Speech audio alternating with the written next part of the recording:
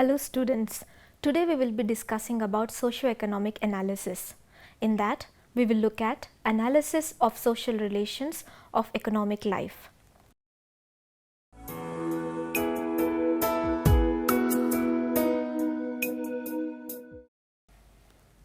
Most rural societies are relatively integrated in the sense that the various components of life, example agricultural and non-agricultural, economic, social and political, religious and secular are closely interrelated. Most people in rural areas are dependent directly or indirectly on the natural resources of the area for their livelihood. There is intricate nature of the relationship between the people and their environment, which has evolved over centuries and is reflected in all aspects of life, not merely those directly related to agricultural production. Thus, the socio-economic analysis of communities is much dependent on the availability and accessibility of natural resources and also the human resources to maximize the utilization of natural resources. In this context, it is pertinent to mention the term factors of production, which comes from an economic phrase describing resources, inputs, which are used to produce goods and services, outputs. These factors are also known as productive inputs. Common definitions of factors of production of farms include at least the factors of land, labor, and capital. Apart from these three, the fourth factor that we consider to be important for understanding farming systems is knowledge.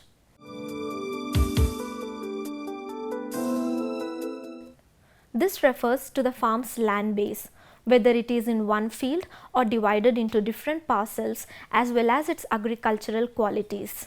Example, topography, altitude, soil type, and natural water and nutrient cycles.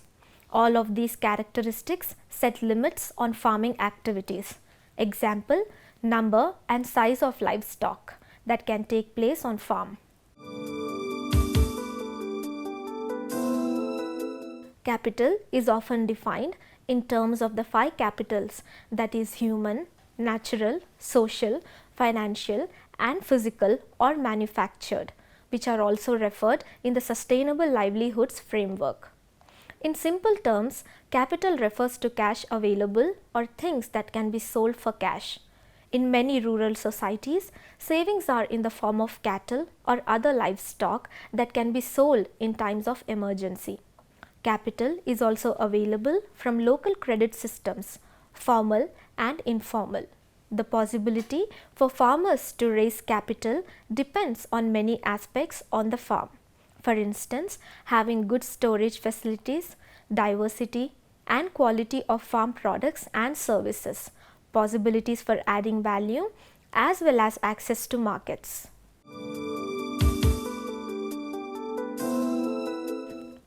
Labor can be looked at in terms of hours or number of laborers needed to get the farm work carried out.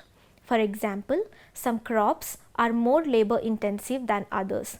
Example, horticultural crops as compared to cereal crops. The number of laborers available can affect whether peak activities can be done and on time. For example, late preparation, sowing, weeding or harvesting can have an adverse effect on yield. The management of labor, the farm equipment available, as well as the use of draught animals and mechanization greatly affects farm activities and the quality and quantity of production. The division of labor is another important issue in farming. In many societies, certain tasks are considered to be male or female tasks, and there can also be gender division on who can make decisions about those tasks.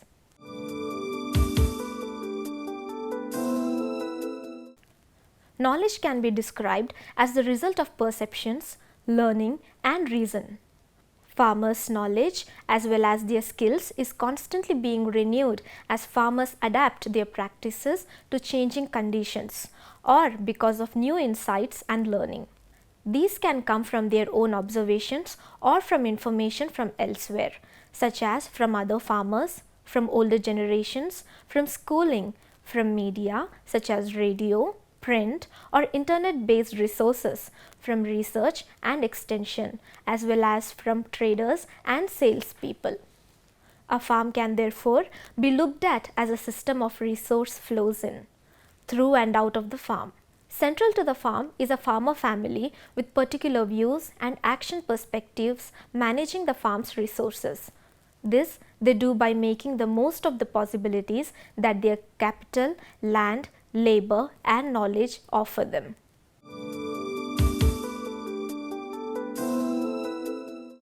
Farmers use technology to make advances in producing more food for a growing world. Through the use of technology, each farmer is able to feed 155 people today compared to 1940 when one farmer could feed only 19 people. Farmers use technologies such as motorized equipment, modified housing for animals and biotechnology, which allow for improvement in agriculture.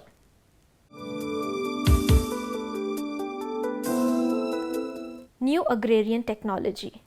Growing use of high-yielding varieties of seed, chemical fertilizers, pesticides to meet the demand can be seen.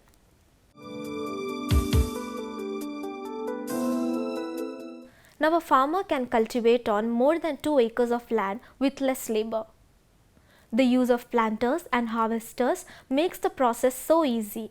In agriculture, time and production are so important. You have to plant in time, harvest in time and deliver to stores in time.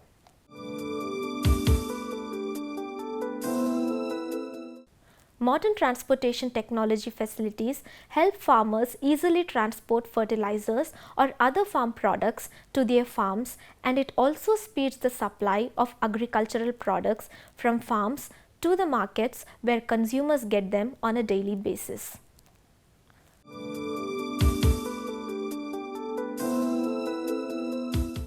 The price of these feed is fair so that a low-income farmer can afford them.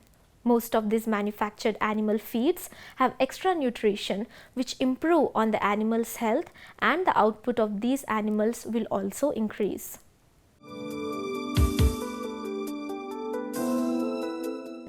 Land with permanent heritable possession with or without right to transfer the title was considered as owned land. The land held in owner-like possession under a long-term lease or assignment. Example, village land possessed by a tribal household as per traditional tribal rights, or community land customarily operated by a tenant for a long period, was also treated as land owned. A household ownership holding includes all plots of land owned by any member of the household, whether the land is cultivatable or not.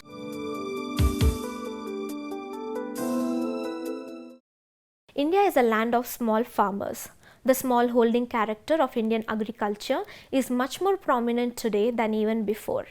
The average size of holdings in India declined from 2.3 hectares in 1970-71 to 1.33 hectares in 2000-2001. It may be noted that 63% of land holdings belong to marginal farmers with less than 1 hectare. The average size of marginal holdings is only 0.24 at all Indian level. The average size of small holdings is 1.42 hectares.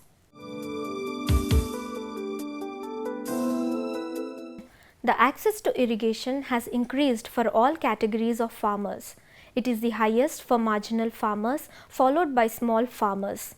It may, however, be noted that large farmers capitalize on cheaper sources like canals, while small farmers have to rent water. About 40% of the irrigated hour for large farmers was from canals, while it was less than 25% in the case of small and marginal farmers.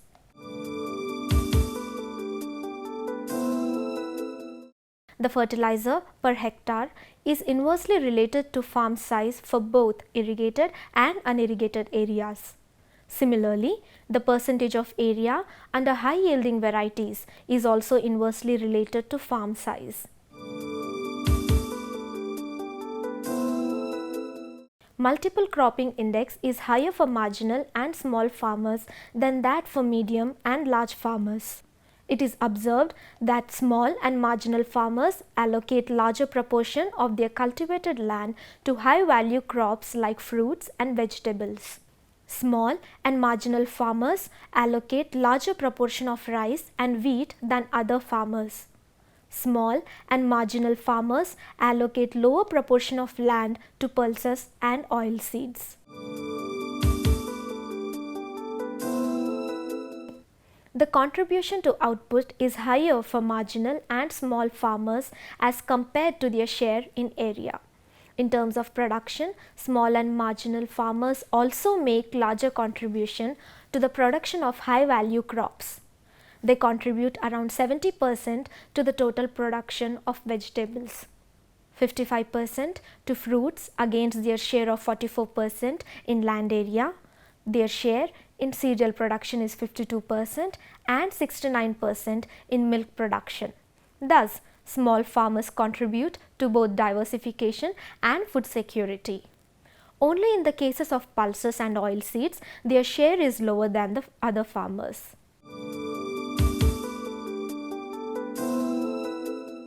Small holdings need credit for both consumption and investment purposes. The indebtedness for the small and marginal farmers from former institutional sources is lower than large farmers, and the reverse is true in case of informal sources. The dependence on money lenders is the highest for submarginal and marginal farmers. The share of formal source increases with the size of land. At all India level, the share of formal source varies from 22.6% to 58% for small and marginal farmers, while it varies from 65 to 68% for medium to large farmers. Dependence of small and marginal farmers on informal sources is high even in states like Andhra Pradesh, Punjab and Tamil Nadu.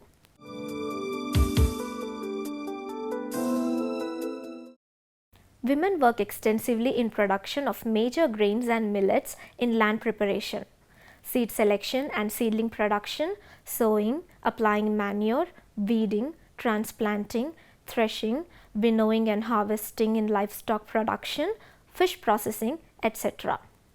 Women prepare cooking fuel by mixing dung with twigs and crop residue.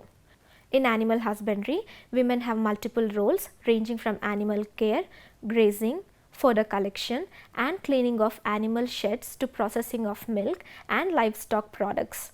Despite women's vital contribution to agriculture and allied sectors in India, they lack control over productive assets such as land, livestock, technologies, credit, finance and markets, face biases due to socio-cultural practices and experience gender differentials in agricultural wages.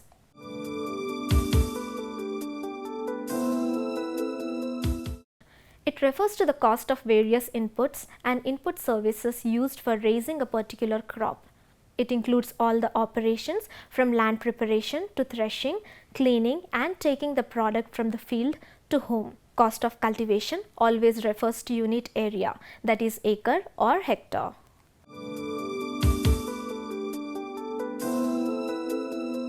It refers to the cost of various inputs and input services used to produce a unit quantity of output of a commodity. The resources whose use remain the same regardless of the level of production are called fixed resources. Volume of output does not directly depend upon these resources. Costs corresponding to these resources are known as fixed costs. Fixed resources exist only in the short run, and in the long run they are zero. Example: land, machinery, farm buildings, equipment, implement, livestock, etc.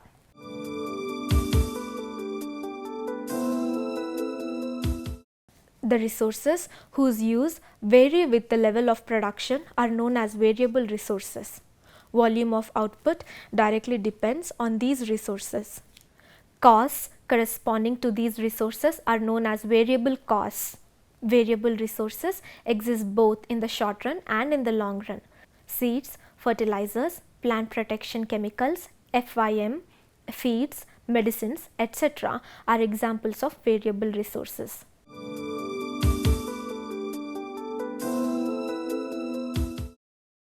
Flow resources. There are some resources which should be used as and when they are available.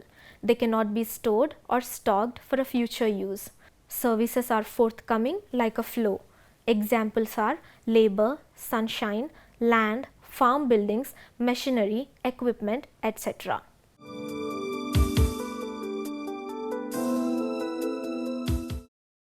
The resources which are not used in one period of production can be stored for a later period. Examples are seeds, fertilizers, feeds, manures, plant protection chemicals, etc. Some factors of production are both flow and stock services. Whether a service should be defined as a flow or stock depends on the length of the time period under consideration. Examples are land, machinery, buildings, etc. A building lasts for 50 years provides a flow of services in each of the individual years. Still, it provides a stock of services for 50 years period. Similarly, a tractor gives flow of services for each year but a stock service over 10 years.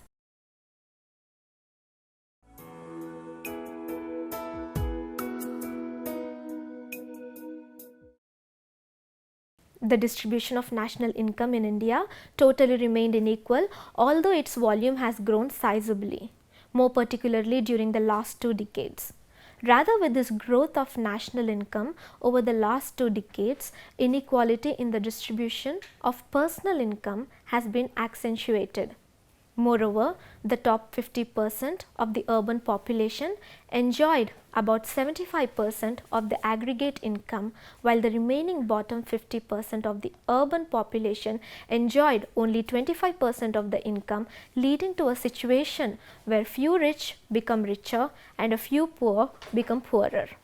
Considering this income inequalities, the Mahalanobis Committee concluded the wider range of variation that one finds between the top and the bottom tenths of the population clearly reveals the existence of concentration of economic power in the country in its most generalized form. The 2 main reasons for this unequal distribution of income are, firstly, widespread unemployment and underemployment in India has resulted in a low productivity per unit of labor, and that is considered as the most important responsible factor for low levels of income and living of large masses of people. Secondly, heavy concentration of income and wealth in the possession of few people has resulted from widespread tax evasion. The National Council of Applied Economic Research has also made an in-depth study of the problem of inequality in the distribution of national income at 2 points of time, that is, one in 1960 and the other in 1962. Later on, the Council conducted another All India Household Survey of Income, Savings and Consumer Expenditure in the year 1967-68. The report of the Council revealed that the bottom 20% of the rural households earned nearly 5% of the total disposable income in 1962, and then the same share slightly declined to 4.8% in 1967-68. But the share of the top 20% of the rural household was about 48% in 1962, and then the same share finally increased to 53% in 1967-68. Rich farmers in India had received much advantage from the new agricultural strategy, that is, Green Revolution, and in the absence of suitable income tax net in the rural areas, widespread tax evasion raised the degree of inequality in the disposable income to a considerable extent. The inequality of income between the rural and urban areas draws people away from agricultural production and places great stress upon the infrastructure and social services of a country's towns and cities. In recent years, the problem of inequality in the distribution of income and wealth has gained much more importance in India. In the meantime, different estimates of personal income distribution have been prepared by the Reserve Bank of India. The top 50% of the rural population has 69% of the income, while the bottom 50% has enjoyed only 31% of the total income. Again, in the urban areas, top 5% of the urban population enjoyed about 26% of the total income, while the bottom 20% of the urban population received only 7% of the aggregate income of the country.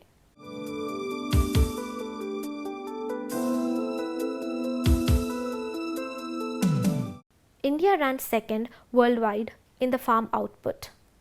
Agriculture and allied sectors like forestry, logging and fishing accounted for 17% of the GDP and employed 49% of the total workforce in 2014.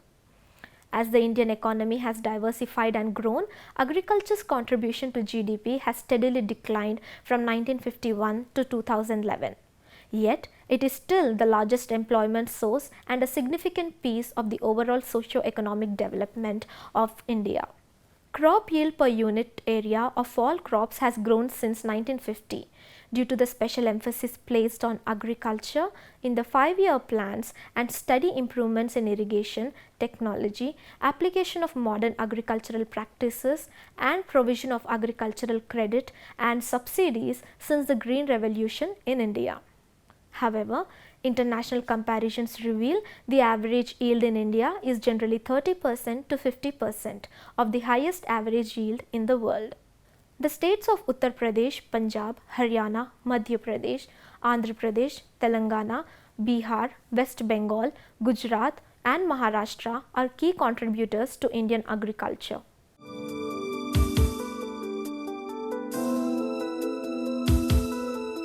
Industry.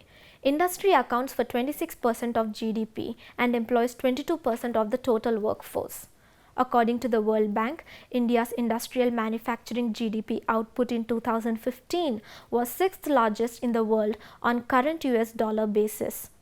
The Indian industrial sector underwent significant changes as a result of the economic liberalization in India economic reforms of 1991.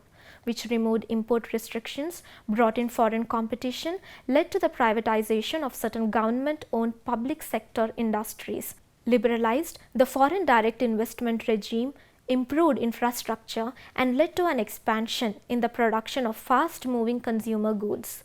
Post-liberalization, the Indian private sector was faced with increasing domestic as well as foreign competition, including the threat of cheaper Chinese imports. It has since handled the change by squeezing costs, revamping management, and relying on cheap labor and new technology. However, this has also reduced employment generation even by smaller manufacturers who earlier relied on a relatively labor-intensive processes. Services. India's service sector has the largest share in the GDP, accounting for 57% in 2012, up from 15% in 1950. It is the 7th largest in the world by nominal GDP and 3rd largest when purchasing power is taken into account. The services sector provides employment to 27% of the workforce. Information technology and business process outsourcing are among the fastest growing sectors, having a cumulative growth rate of revenue 33.6% between 1997 and 1998 and 2002 and 2003, and contributing to 25% of country's total exports in 2007-2008. The growth in the IT sector is attributed to increased specialization and an availability of a large pool of low-cost, highly skilled, educated and fluent English-speaking workers on the supply side, matched on the demand side by the increased demand from foreign consumers interested in India's service exports or those looking to outsource their operations. The share of the Indian IT industry in the country's GDP increased from 4.8% in 2005-2006 to 7% in 2008. In 2009, 7 Indian firms were listed among the top 15 technology outsourcing companies in the world. The economy of India is the 7th largest economy in the world measured by the nominal GDP and the 3rd largest by purchasing power parity. The country is classified as a newly industrialized country, one of the G20 major economies, a member of BRICS and a developing economy with an average growth rate of approximately 7% over the last 2 decades. Maharashtra is the wealthiest Indian state and has an annual nominal GDP of 250 billion US dollars, nearly equal to that of Portugal and Pakistan, and accounts for 12% of the Indian GDP, followed by the states of Tamil Nadu 150 billion US dollars and Uttar Pradesh 130 billion US dollars. India's economy became the world's fastest growing major economy in the last quarter of 2014, replacing the People's Republic of China. The long-term growth perspective of the Indian economy is positive due to its young population, corresponding low dependency ratio, healthy savings and investment rates, and increasing integration into the global economy. The Indian economy has the potential to become the world's third largest economy by the next decade and one of the two largest economies by mid-century. And the outlook for short-term growth is also good, as according to the International Monetary Fund, the Indian economy is the bright spot in the global landscape. India also topped the World Bank's growth outlook for 2015-16 for the first time, with the economy having grown 7.6% in 2015-16 and expected to grow 8% plus in 2016-17. So students, this is the end of the session. Do you have any doubts? Ma'am, can you please explain one more time how technology acts as factor for production? Farmers use technology to make advances in producing more food for growing world. Through the use of technology, each farmer is able to feed 155 people today compared to 1940, when one farmer could feed only 19 people. Farmers use technologies such as motorized equipment, modified housing for animals and biotechnology, which allow for improvement in agriculture. Any more questions? So students, we conclude our session. Thank you.